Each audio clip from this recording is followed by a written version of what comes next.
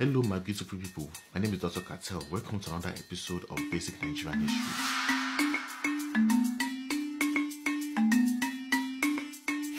Last episode we spoke about the three different kingdoms which were Nupe, Junkun and the Nui people. We finished with the Nui who had managed to make some expansion into the Benin Kingdom. And I'm sure some of you will be thinking, what is the Benin Kingdom? Well, you're in luck because this episode we will be discussing the Benin Kingdom. Let's get started. The Benin Kingdom, also known as the Edo Empire, has its own creation story legend which was transmitted orally between generations. The Little Edo State was originally called Igodo Migodo and its rulers were referred to as the Ogisio, which means the kings of the sky. Now, the story goes Prince Ekaladehan, who was the son of the last Ogisio, had a dispute for power with his uncle. He was then banished and fled for his life. We're not sure why, but we know he had to leave Sha. So anyways, he changed his name to Izodwa, which meant I have chosen a path of prosperity, and traveled to the lands of the Yoruba people, where he eventually became known as Ododuwa, the ruler of Ife. Yes, the name was corrupted. The Yoruba people changed it from Izodwa to Ododuwa. Anyways, Obamiyan, who was the grandson or the son of Ododuwa, I don't really know which one, came back to the land of the Edo people and married a beautiful woman called Erimwende, who was the daughter of the 9th Inogi. Inogi is like a duke. Basically, I'm butchering the pronunciations, but who cares? They had a baby, but Obamiyan wasn't completely happy where he was. He declared the land Ile Ibinu, which is Yoruba, that means that there is a land of vexation. He said that only someone born and raised with the mysteries of this land could rule it, and left to go back to Ife, leaving his son as the king. His son's name was Eweka, and there's another long story of how the son got the name. Apparently, he couldn't really speak as a boy, so when he eventually spoke, his first word was Owomika, which in Yoruba means my hand has caught it, but the Edo people corrupted it to Eweka.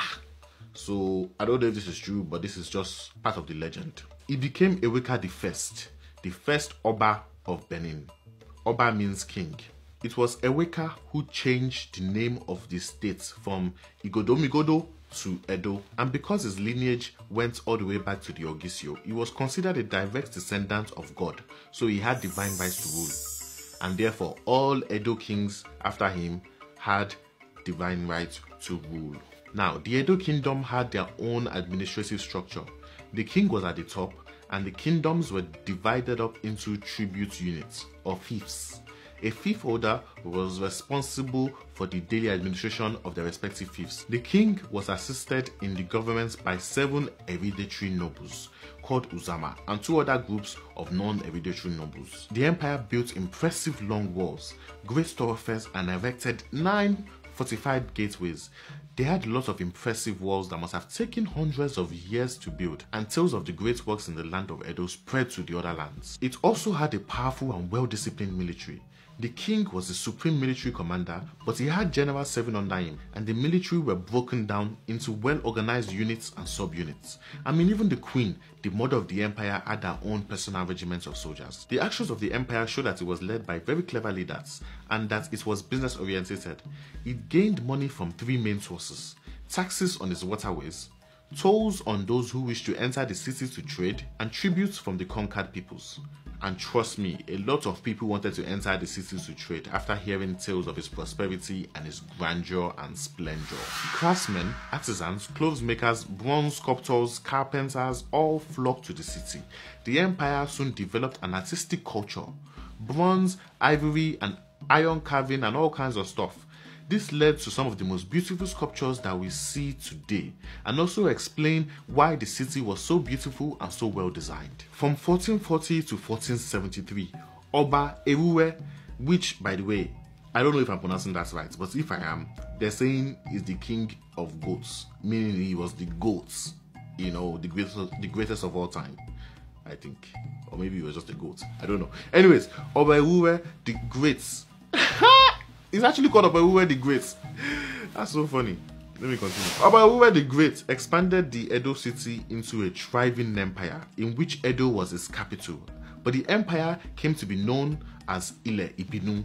the Empire of Ile Ibinu, which was the name that Oromia had already given it. Eruwe was the first of many great conqueror kings. He introduced the annual Igwe festival and set up a political structure that increased the king's authority and set out to conquer even more lands. Their powerful and disciplined military allowed them to continue conquering neighboring peoples, which they then incorporated into the empire. Soon, the empire contained a large mix of diverse ethnicities, from the Istekeri, the Ison, the Ika, the Ijaw, to the Yoruba, and of course the Edo people themselves. The empire gained dominance over Midwestern and Western Nigeria, with its borders being the Oyo Empire to the west and the Niger River to the east. Apparently, due to the large mix of ethnicities and the fact that they spoke different dialects, the original name of the empire was corrupted from Ile Ibinu to Ubinu.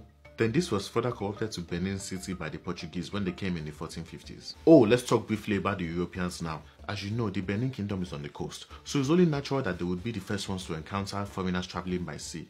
Now, roughly around 1450, the Portuguese explorers had been lured to Benin by tales of its splendor, and as we know, the people of the kingdom love to do business and trade. So before we knew it, a trade relationship started. The people of the Benin Kingdom began trading ivory, pepper, and palm oil for guns and manila. Their multiple wars that they had with other people had enabled them to capture a bunch of POWs, prisoners of wars, which became slaves. So at first, the empire was very happy to sell these slaves to the Portuguese in exchange for other items. Even though they sold the slaves in small numbers, it was a decision that they would soon come to regret. And that's it for the Benin Kingdom. We're going to revisit the Benin Kingdom, also known as the Edo Empire, in the transatlantic slavery era. Come back and find out what happened to that area when, the Europeans probably came and started doing things. As for what we learned that the Edo Empire started off as a state and eventually developed into an empire due to its superior military tactics and discipline. We also learned that they have a connection to the Yoruba peoples in their origin history. And we learned that they became successful by making their waterways and their cities attractive and useful. They taxed people to enter the cities or to use the waterways. The splendor of the city also attracted laborers, artisans, craftsmen, and other skilled workers, which further allowed them to create the impressive sculptures and buildings. The Benin Kingdom understood that if you invest in your nation and make it a place of prosperity, then it's only a matter of time before that attracts more prosperity and everybody else will inevitably want to do business with you. This is something that today's Nigerian leaders seem to have forgotten. Let's hope that sooner or later they remember. Oh, by the way, don't forget to subscribe. Also, you can check us out on Patreon, www.patreon.com/RonuCreative. What's on there? You can get access to all kinds of free exclusive videos, products. Basically, you can support us. Okay, just do it. Subscribe. Love you. First, stop recording.